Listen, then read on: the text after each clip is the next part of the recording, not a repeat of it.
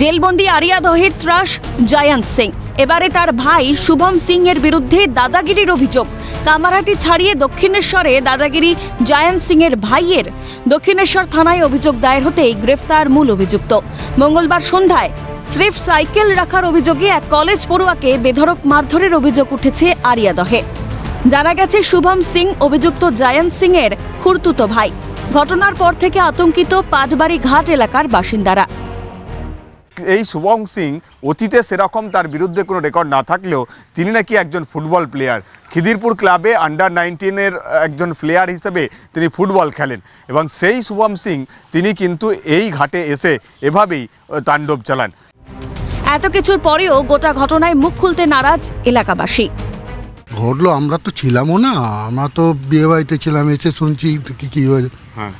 আমার যতটুকু ধারণা যারা যা করেছে আমরা তো তাদের চিনিও না, জানিও না।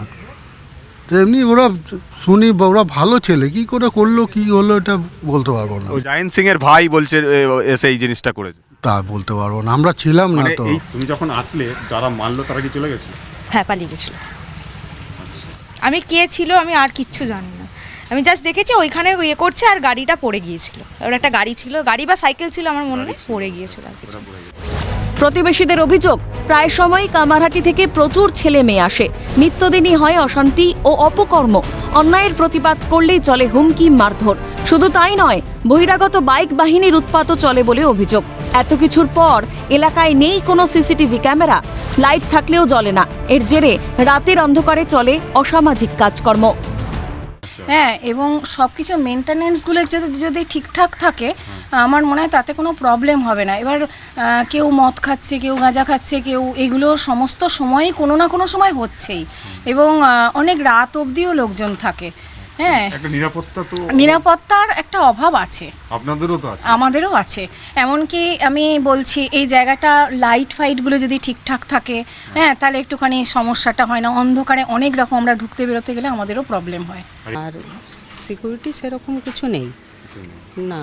আর যদি কেউ প্রতিবাদ করে, যে বেশিরভাগই বাইরে থেকে ছেলেরা আসে, তাদের প্রতিবাদ করলে তারা মারামারি, তারপর দল বেঁধে বাইক বাহিনী নিয়ে চলে আসে, সেই নিয়ে ঝামেলা, এগুলো শুনতে পাই।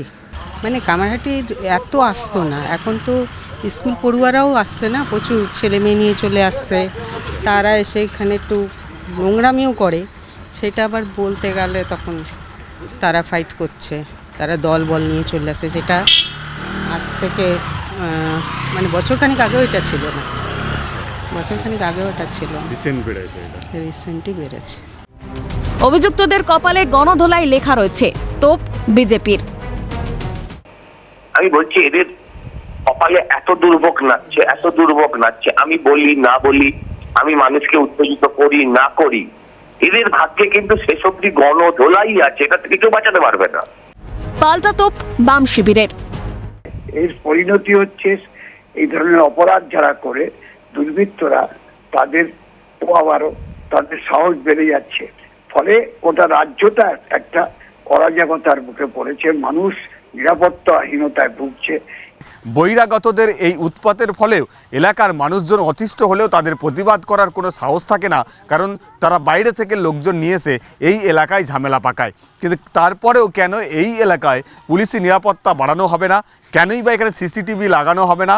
কেনই বা এখানে পর্যাপ্ত আলোর ব্যবস্থা করা হবে না? এই প্রশ্নগুলো এই ঘটনার পর আরও একবার উঠে গেল। ক্যামেরায় নিখিল দাসের সঙ্গে মফিজুল ইসলাম, ক্যালকাটা নিউজ, দক্ষিণেশ্বর।